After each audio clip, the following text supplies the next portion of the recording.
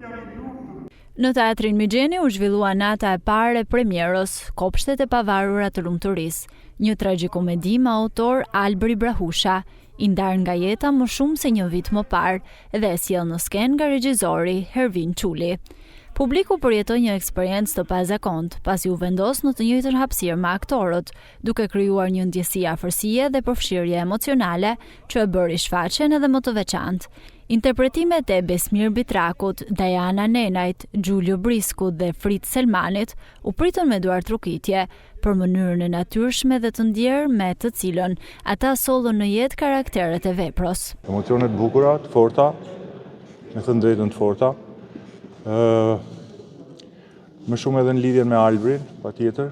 Unë se kam njohur personalisht, po nga vepra, nga Ervini që e ka vënë këtë vepër, edhe nga familjarët e Albrit në skenë.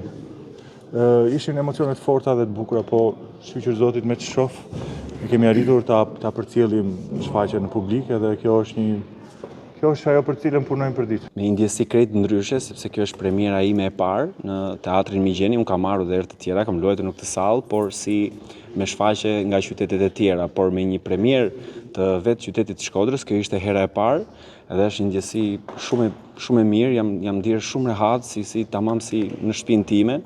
Për sa i përket veprës, unë jam një tifoz i veprave shqiptare, kështu që duhen sa më shumë vepra shqiptare dhe aq më tepër nga një figurë nderuar siç ka qenë Albri. Kjo premierë shënon gjithashtu nisjen në një etapë të re për Teatrin Migjeni, tashmë në drejtimin e Gerti Palalit, i cili synon të çojë këtë institucion drejt një sezoni artistik më dinamik e bashkëkohor.